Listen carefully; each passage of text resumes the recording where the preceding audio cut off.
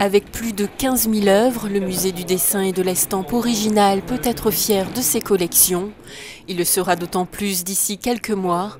Certaines de ses acquisitions, et pas des moindres, prendront la direction du pavillon de verre du Louvre-Lens. Donc nous ouvrons à partir de fin mai de cette année donc une exposition consacrée à la politique d'acquisition dans l'ensemble des musées de la région du Nord-Pas-de-Calais.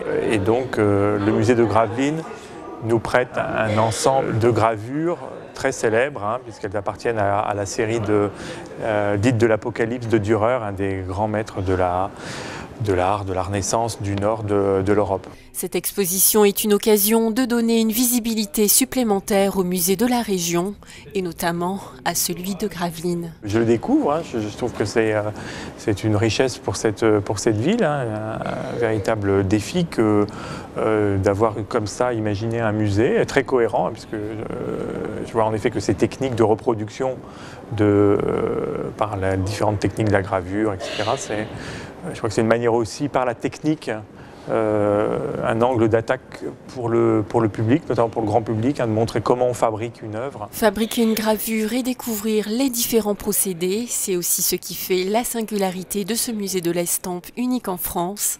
L'exposition de ces chefs-d'œuvre à un public international marquera sans doute un regain d'intérêt pour les passionnés d'art.